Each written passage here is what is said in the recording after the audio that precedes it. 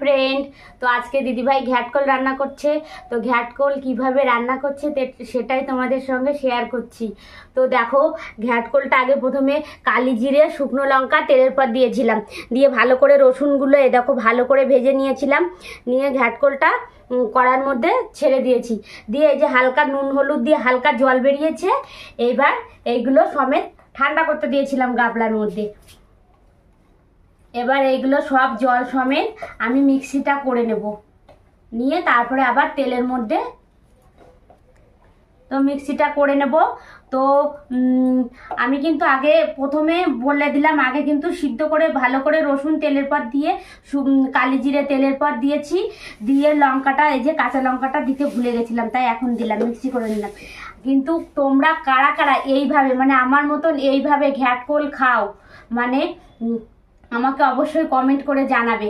আর কারা কারা খাওনি এইভাবে, কিন্তু তারাও মানে তাদেরকেও আমি বলছি, তারাও কিন্তু আমাকে কমেন্ট করে অবশ্যই জানাবে। এরকমভাবে দিদি ভাইয়ের মতন এরকমভাবে খেয়ে দেখবে, খুব কিন্তু মানে দারুণ হবে, দারুণ। তো আমি মিক্সিটা করে নিই, তো দেখবো হলো কিনা মিক্সি। হ্যাঁ, বাম্পার হয়েছে, দেখো কি সুন্দর মিক্সি হয়েছে। তো চলো এবার কড়াইতে দেব, চলো দেখাই। তো আমার মিক্সি করা হয়ে গেছে। এবার দেখো ঘ্যাটকলটা এবার তেলের পর আমি দেব। তো কড়াই গরম হয়েছে কিনা দেখে নি, তেল দিয়ে আগে। ঘ্যাটকলে কিন্তু তেল লাগে বেশি, আবার বলছি, তেল দিয়ে পুরো ভাজা ভাজা করে একদম পুরো শুকনো শুকনো হয়ে যাবে। তো তোমরা অনেকেই হয়তো এইভাবে খাও না দিদিভাইয়ের মতন। তো যা কারা কারা খাও আর কারা কারা খাও না দিদিভাইকে কিন্তু অবশ্যই কমেন্ট করে বলবে। আর যারা খাও না তাদের উদ্দেশ্যে বলছি যে তারা কিন্তু এইভাবে খেয়ে দেখো, মানে আমি যেভাবে করছি এইভাবে খেয়ে দেখবে, হেভি লাগবে, হেভি। মাংস ফেল তখন বলবে কিন্তু দিদিভাই মাংস লাগবে না।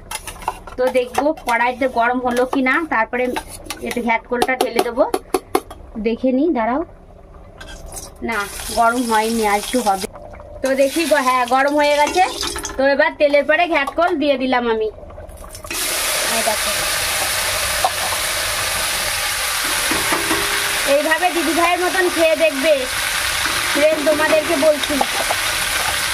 তোমরা কারা কারা এইভাবে খাওনি দিদি ভাইয়ের মতন, তো অবশ্যই খেয়ে দেখবে, কিন্তু দারুণ লাগবে এরকম করে এই রেসিপিটা খেলে।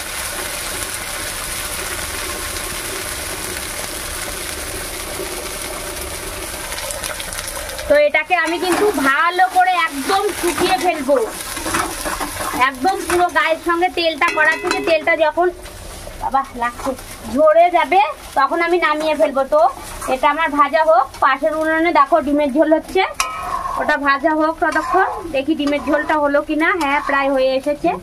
আলু দিই সোয়াবিন দিই, কিন্তু আজকে দিদিভাই ঝোল করছে। আর মোরলা মাছের ঝোল আর সাইটিং মাছ সঙ্গে একসঙ্গে মাখা মাখা করে ঝোল করেছে। তো আমার ডিমের ঝোল হয়ে গেছে, এবার আমি ডিমের ঝোলটাকে নামিয়ে ফেলবো। তো দিদিভাইয়ের সাথে থাকো, ঘ্যাটকলটা দেখবো হলো কিনা। এখনো বহুত দেরি ঘ্যাটকল হতে, কারণ ঝোলটা টানবে তবে তো। তো দেখো আমার ঘ্যাটকল প্রায় হয়ে গেছে, এই দেখো তেল কিন্তু ঝরে গেছে। তো আমি আর বেশি বড় করলাম না, আর একটু নাড়াচাড়া করে আমি এবার নামিয়ে ফেলবো। তো ফ্রেন্ড, আমার ঘ্যাটকল কিন্তু হয়ে গেছে, আর একটু নাড়াচাড়া করে নামিয়ে ফেলবো। তো ফ্রেন্ড, তোমরা কারা কারা এইভাবে দিদি ভাইয়ের মতন এইভাবে ঘ্যাটকল মানে রান্না করে খাও, আর কারা কারা খাও না অবশ্যই কিন্তু আমাকে দিদি ভাইকে কমেন্ট করে জানাবে। তো টাটা।